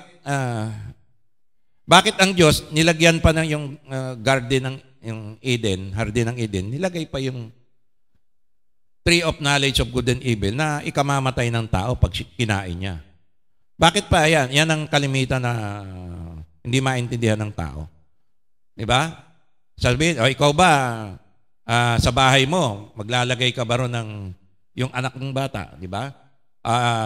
Yung anak mo, maglalagay ka ba ron ng lason? Huwag ka kainin yan ha. Lason yan. Ba't mo nilagay doon in the first place? Para wag na niyang kainin, tanggalin mo na lang. Hindi po ganun ang sitwasyon. Unang-una, nung nilikha ng Diyos si Adan, hindi po bata. Matured na po. Malaki na. At yung isip po ni Adan, kumpleto. May larawan po siya ng Diyos, matalino po si Adan. Nabigyan nga niya ng pangalan yung mga hayop. At may sarili na po siyang pag-iisip. Ngayon, doon sa Garden ng Eden, ay nilikha po yun ng Diyos. Nakita po ni Adan na nilikha niya yon. At ang Diyos po ang creator. At yung Garden of Eden, sa Diyos po yon. Ginawa po siyang tagapamahala. Ikaw mamahala dito. Dahil akin ito, para mapatunayan, na para makita mo na ito'y akin, meron akong gamit dito sa akin na sa akin lang. Bilang paggalag mo at pagkilala na ako ang manlilikha mo, at ito'y hindi sa iyo, ginawa lang kitang tagapamahala na ariin mong parang sa iyo, pero hindi yan sa iyo, ay meron akong iniwan dito, aalagaan mo na sa akin. Lahat yan, pwede mong kainin, even the tree of life. Pero itong puno ng pagkaalam na buti masama, akin lang ito. Personal ko ito, wag mong kakainin. Sapagkat sa araw na kainin mo yun, ikaw ay mamamatay. Bakit? Sapagkat hindi mo kinilala na ako ang lumikha sa iyo, ako ang iyong ama, pinanggagalingan ng iyong buhay, ako ang may likha ng langit at lupa. At ako ang may-ari nito. Diba? Parang yung bahay nga na mansyon, pinatira mo yung iyong kamag-anak o kung sino man na malapit sa iyo, binigyan mo lang naman siya ng pamamahala, pero ikaw may-ari. Lahat pwede mong gamitin sa bahay na ito, wag mo lang bubuksan yung kwarto na yan, sapagkat ang laman yan ay sa akin. Personal ko na yan. At pag sinuway mo yan, ikaw ay mawawala ng karapatan sa bahay na ito. Dahil yan ay pag-aari nung may-ari. So ganyan po yan mga kapatid. At si Adan, siya po ang anak ng Diyos. Ngayon, paano po tayo naging anak ng Diyos sa pamamagitan ni Adan? Dahil lahat po tayo ay galing kanino? Si Eva, saan galing? Hindi naman galing sa alabok, tama? Galing po yan sa katawan ni Adan. Saan po tayo galing? Kay Eva. Lahat po ng sangkatauhan galing kay Eva. So, saan po tayo galing? Sa ninuno natin si Adan. At dahil si Adan ay anak ng Diyos, ano po tayo? Dahil galing tayo kay Adan, bahagi tayo ni Adan, tayo po ay anak ng Diyos sa mamagitan nino? Ni Adan. By creation of Adam, we are sons of God. Okay, ayos na pala. Anak na pala tayo ng Diyos eh. Ngayon, kanino nakasalala yung ating pagiging anak ng Diyos? Ngayon, ito yung hindi naunawaan ng marami. Dito, ang pagiging anak ng Diyos sa paglika, dito, ang pagiging anak ng Diyos ay sa paglika, kaya ang lahat ng tao ay anak ng Diyos sa paglika, ayon sa pagiging anak ng Diyos, ni Adan. Kaya, ito ang mangyayari. Kung ano si Adan, ay gayon din tayo. So, yung pagiging anak natin ng Diyos, nakasalalay kay Adan. Pag si Adan, na-maintain niya yung kanyang pagiging anak ng Diyos na status, hindi siya nagkasala sa Diyos at hindi niya sinuway ang utos ng Diyos, mananatili tayo sa status na anak ng Diyos at nasa loob tayo ng kaharian ni Kristo. Amen po ba? Naintindihan po natin. Ngayon, ano po nangyari kay Adan? Ano nangyari? Na-maintain ba niya? Itong masaklap. Si Adan, kung saan nakasalala yung ating pagiging anak ng Diyos by creation sa Kanya, ay sumuway sa Diyos. Ano po nangyari? Nawala po yung kanyang status as sons of God, na anak ng Diyos. 1 Corinthians 15:22, sapagkat kung paanong mamamatay ang lahat, dahil sa kanilang kaugnayan kay Adan, ganun din ang mabubuhay ang lahat dahil sa kanilang kaugnayan kay Kristo. Diba? Paano po tayo naging anak ng Diyos through Adam? Dahil sa kaugnayan natin kay Adan. Kaya kung ano si Adan, ganun din tayo. Yung parang yung pelikulang vampira. Di ba? Bakit yung mga vampira hindi mo mapatay-patay? Kasi yung amo nila, kung saan sila galing, si Dracula, buhay. Ngayon, ang sikreto, para mapatay mo yung mga vampira, kailangan mapatay mo yung boss nila. Sino? Si Dracula. Kaya pag napatay si Dracula, lahat ng vampira patay na rin. Kasi yung kanilang life force, saan nanggagaling? Yung power nila, saan nanggagaling? Yung kanilang pagiging vampira, saan nanggagaling? Doon sa pinaka-vampira. Ngayon, in principle, although lang yan, para lang maintindihan natin, kay Adan, totoo yan. Yung pagiging anak natin ng Diyos through Adam, ay kay Adan nakasalalay. Dahil sa kaugnayan natin kay Adan. Ayan. Ngayon, pag si Adan nagkasala, anong mangyayari? Maapektuhan ba tayo? Oo. Pagka hindi na-maintain ni Adan yung kanyang pagiging anak ng Diyos, maapektuhan po tayo. Kaya ano po nangyari nung nagkasala si Adan? Yung parusa sa kanya, tinakwil siya ng Diyos, hindi na kita anak, lumayas ka rito, at ikaw ay may parusa na ng kamatayan, dahil sa kaugnayan natin kay Adan, galing tayo kay Adan, pati si Eva, ano nangyari? Nagkasala po siya, naapektuhan po tayo. Romans 5:12, ang kasalanan ay pumasok sa sanlibutan sa magitan ng isang tao, at ang kamatayan sa magitan ng kasalanan niya, dahil dito lumaganap ang kamatayan sa lahat ng tao sapagkat ang lahat ay nagkasala. Paano po tayo nagkasala sa magitan ng kasalanan? Ni Adan, pumasok po sa buhay natin ang kasalanan at kamatayan. Romans 5:17, sa magitan ng isang tao, si Adan, naghari ang kamatayan dahil sa kanyang kasalanan. Ngunit sa pamamagitan din ng isang tao, si Jesucristo, higit ang kinamtan ng mga kinahabagan ng sagana at pinawalang sala, sila'y maghahari sa buhay kay laki ng kahigtan ng pagpapalang ito kaysa kasawiang iyon. Ngayon, mga kapatid, paano tayo naging anak ng Diyos? Paano tayo naging anak ng Diyos? 1 Corinthians 15:45. Gayon din naman nasusulat, ang unang taong si Adam ay naging kaluluwang buhay. So nakuha po natin kay Adan yung ating kaluluwa at namana po natin yan. Kaluluwa at katawan, naging kaluluwang buhay tayo. At yung original na Adan, yung kanyang pagkalika ay naging tao po tayo sa magitan ni Adan. Ayan. Sapagkat inutos po ng Diyos sa kanya at kay Eva na magparami. Ang huling Adan ay naging espiritong nagbibigay buhay. So paano po tayo naging anak ng Diyos? Sa magitan ng pangalawang Adan o ng huling Adan. Ang huling Adan, si Kristo, siya naman po ay naging source ng ating pagiging anak ng Diyos. Ang unang Adan ay mula sa lupa sapagkat nilikha sa alabok, mula sa langit ang pangalawang Adam. Ang mga katawang panlupa ay tulad ng nagmumula sa lupa, ang mga katawang panlangit ay tulad na nagmumula sa langit. So magkakaroon po tayo ng katawang panlangit in the future. Kung paanong tayo katulad ng taong nagmula sa lupa. Tandaan niyo po niyo, ha? Verse 49 na tayo, anak. 49 na miss. Nahuli. 49. Kung paanong tayo katulad ng taong nagmula sa lupa, darating ang araw na matutulad din tayo sa nanggaling sa langit, yung ating buo, kaluluwa at katawan. Ngayon, ang katulad natin si Kristo sa ating espiritu. In the future, kaluluwa at katawan sa resurrection day. Ngayon, ang punot dulo nito, sabi sa verse 49, kung paanong tayo katulad ng taong nagmula sa lupa. Ano po yun? Kung paanong tayo katulad ng taong nagmula sa lupa. So, kung ano po yung nangyari kay Adan, doon po nakasalala yung ating unang pagiging anak ng Diyos. Alam niyo po, nawala po yun. Ibinalik po yun ng Diyos, hindi na sa magitan ni Adan.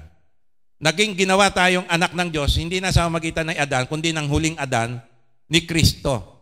So, kanino po ngayon nakasalala yung ating pagiging anak ng Diyos? Kay Kristo.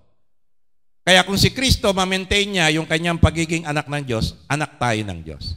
Kaya ang pagiging anak po natin ng Diyos, hindi nakasalalay sa atin. Nakasalalay po yan sa unang Adan, pumalpak. Ngayon naman po, ang ating pagiging anak ng Diyos ay nakasalalay sa huling Adan kay Kristo na anak ng Diyos. Ngayon, ito po ang problema, mga kapatid. Pag si Kristo nagkasala, baksak na naman tayo, mawawala na naman yung ating pagiging anak ng Diyos. Ang tanong, mga kapatid, si Kristo ba, nung nandito sa lupa, nagkasala po ba siya? Bumigay po ba siya sa tukso ng dyablo? Alam niyo po, si Adan, isang beses lang ang tukso kay Eva.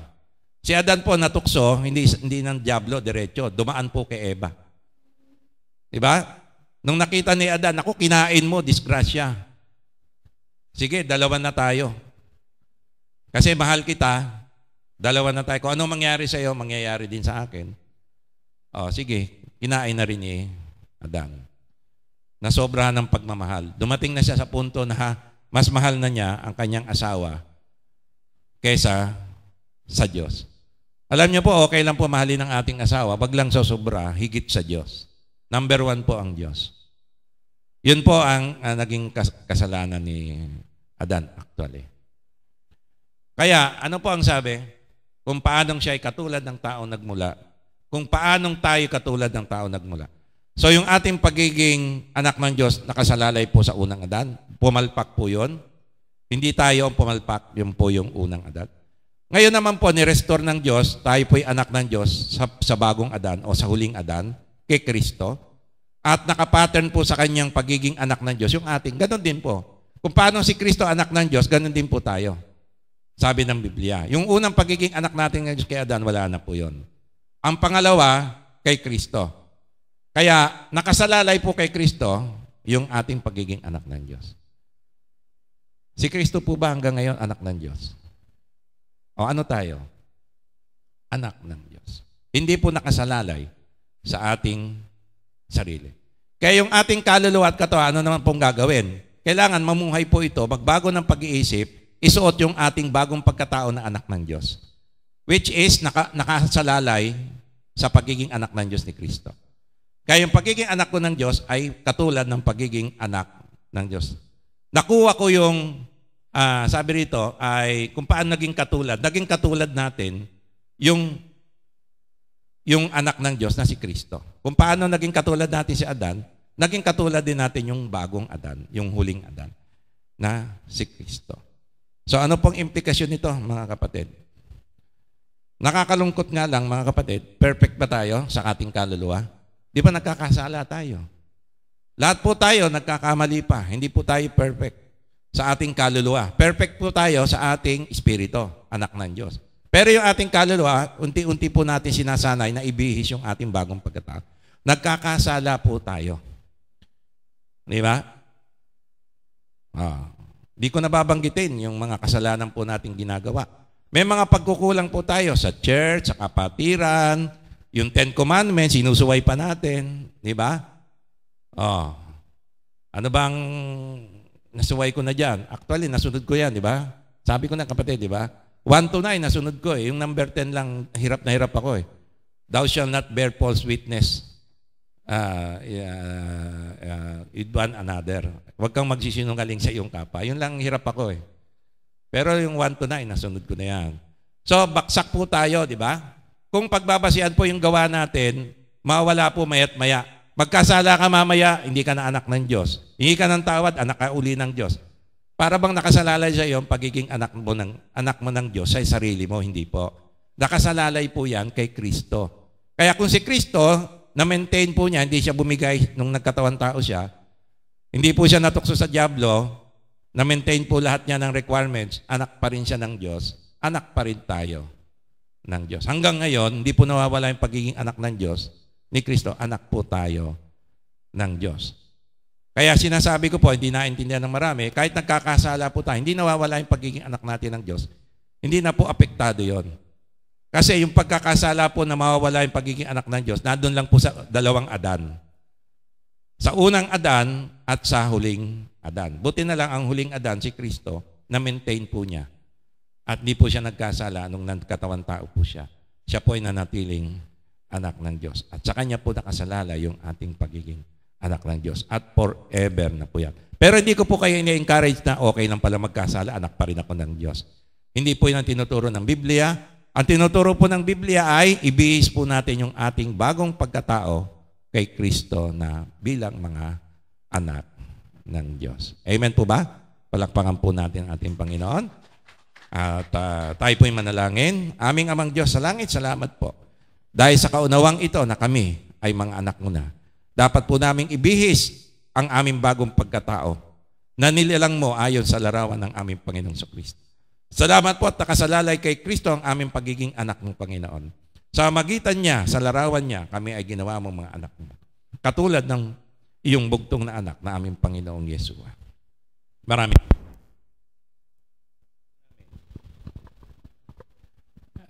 Dangin lamang po namin, Panginoon, na mamuhay kami nang naayon sa aming bagong espiritu bilang iyong mga anak. At maipamuhay po namin ang lahat ng bagay, lahat ng kung ano si Kristo, ay ganoon din kami sa lupang ibabaw na ito. Ay gawin po namin lahat ng kanyang mga ginagawa sa kabanalan, sa katwiran, sa paglilingkod, sa pamumuhay, ayon sa iyong kalooban, sa pangalan lamang ng aming Panginoong Hesukristo. Amen. Palakpakan po natin ang ating buhay na Diyos. Tayo po'y tumayo para sa ating doxology.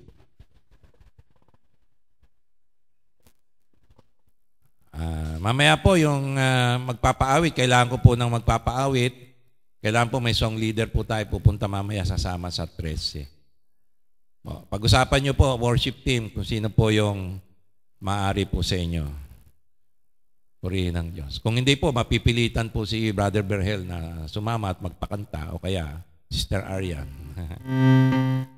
Praise God. Purihin ng Panginoon. Sige po, tayo po ay umawit. Pangunahan po tayo ng worship team sa pag-awit po ng ating doxology.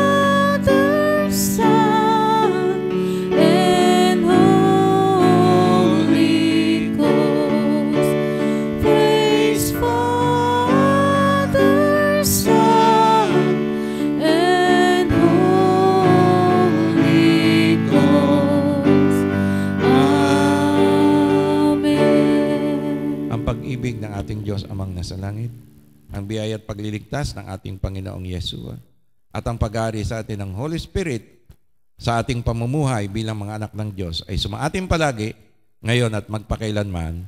Amen and amen. God bless you po. Pagpalain po tayo ng Panginoon. Praise God.